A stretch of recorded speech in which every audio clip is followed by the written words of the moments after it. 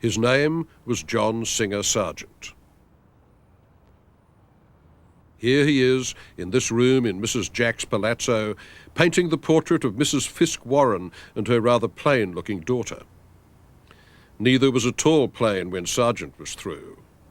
The fine bones, the porcelain skin, the cascades of hair and embroidery and silk, the gracefully tapering fingers, all the trademarks.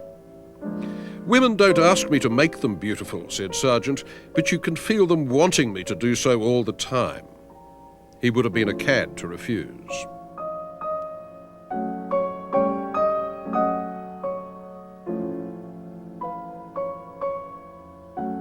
John-Singer-Sargent was the complete expatriate, at home everywhere and belonging nowhere, leading the ever-shifting and rootless existence praised by American writers like Nathaniel Hawthorne and Henry James.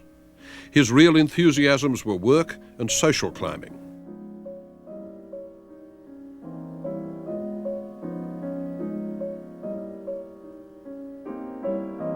This was the picture that launched his career, painted in 1884. Madame X, a portrait of a socialite from New Orleans named Pierre Gautreau, shown at the Paris Salon. In those days, such social beauties had the kind of public fascination that supermodels do today. Sargent's image of this strained, affected, faintly poisonous-looking lily created a scandal when it was hung alongside his portrait of a society doctor rumoured to have performed abortions for, among others, Madame X.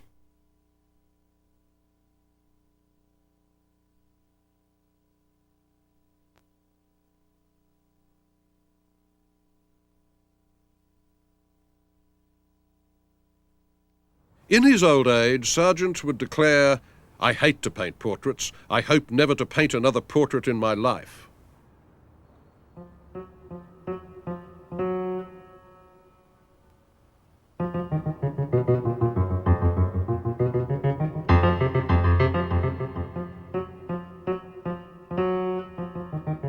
And his most memorable work isn't a society picture at all.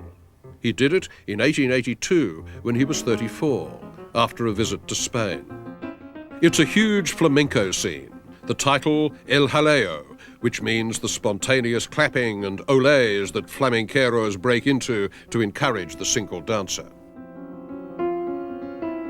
There she is, stamping magnificently, and along the wall are her fellow gypsies, a row of heads and bodies painted with brilliant spontaneity, the expression straight out of Goya.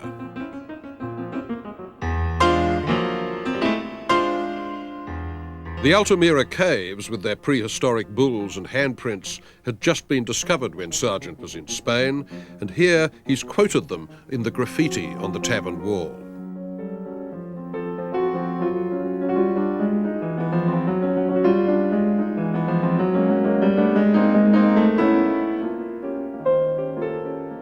European culture was deeply alluring to Americans, and at its heart was Paris, the seedbed of the new. The American in its avant-garde was a woman, Mary-Cassatt. She was an impressionist, exhibiting with Monet and Degas and egging American collectors on to buy impressionist paintings rather than old masters.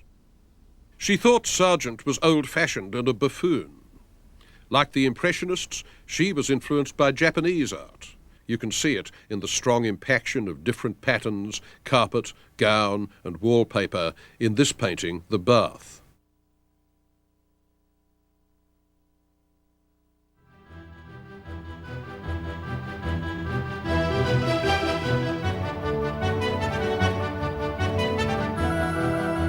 The most famous of the American expatriates on the European scene was the iron butterfly from Lowell, Massachusetts, James McNeill-Whistler. Whistler left New England when he was 21, and he never returned. For the next half-century, he delighted and maddened the art publics of London and Paris with his virtuosity, his wit, and his skill at what he called the gentle art of making enemies. The painting that made his name was this one, The White Girl, a portrait of his Irish lover, Joe Heffernan, first shown in Paris in 1863. It caused more of a fuss than even Manet's Lunch on the Grass, which was in the same show. The public and the critics expected it to tell a story. Was this a deflowered bride after her wedding night? An innocent virgin? What? Whistler's title didn't help. He called it Symphony in White No. 1 to stress its abstract basis as pure painting. The story was that there was no story. It was art for art's sake. And for that truculent aestheticism, he was much satirized.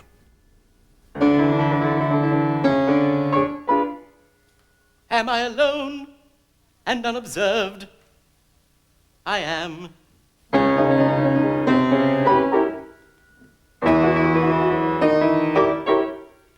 Then let me own I'm an aesthetic sham. He and Oscar Wilde were pilloried by Gilbert and Sullivan as two frauds delighting in Japanese art and Chinese porcelain just to pull in the ladies. This air severe is but a mere veneer. This cynic smile is but a wile of guile. This costume chaste is but good taste misplaced.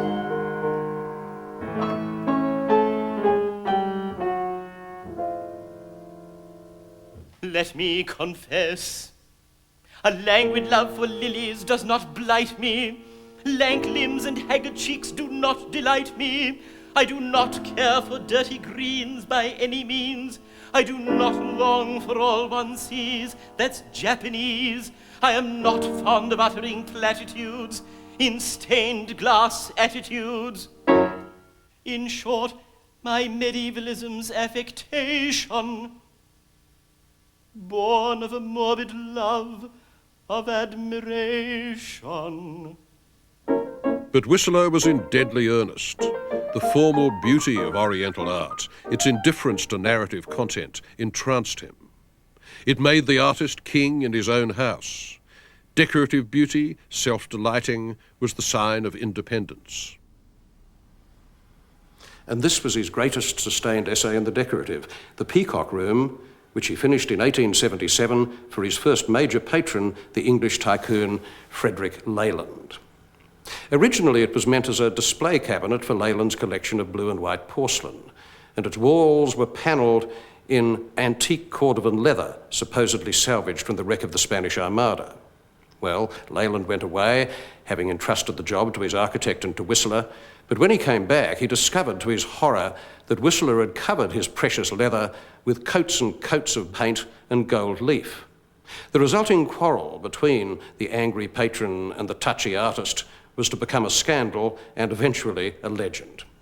6 years before, in 1871, it had been Whistler's luck, bad or good, to produce one of the most famous paintings in all art history, the portrait of his mother, entitled Arrangement in Grey and Black, No. 1.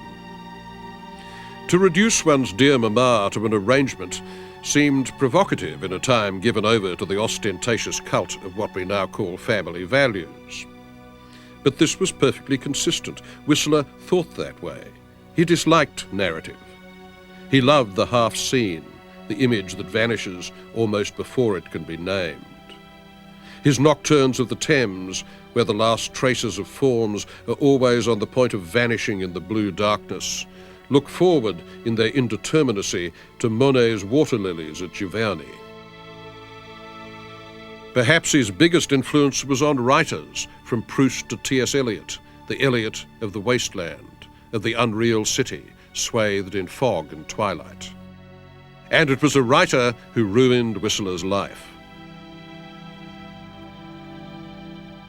In 1877, the great critic John Ruskin, old and getting mad by then, accused Whistler of flinging a pot of paint in the public's face. Instead of ignoring it, Whistler sued for libel. It is rarely wise to sue a critic. Whistler won exactly a farthing in damages, and the cost of the trial bankrupted him. He lost his house, his collection of blue and white porcelain, everything. The painting was called Nocturne in Black and Gold, The Falling Rocket. That disputed firework might have been Whistler's own career.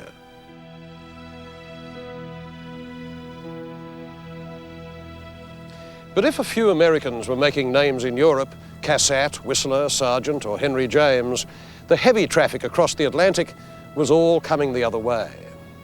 Without the American expatriates, the culture of Edwardian London or Paris would have been much the same. But the flow of old art from Europe and the creation of museums to house it jump-started the idea of a high public visual culture in this country. And beyond that was something more momentous still. It was people, not masterpieces, that transformed American civilization. Millions of people packed like sardines on boats. As the rich were importing the emblems of a dying European aristocratic order, the big story of American cultural change lay with the arrival of the serfs, the immigrants, the culture of mobility and displacement that would give America new vernaculars and help turn New York into the ground zero of a modernist explosion.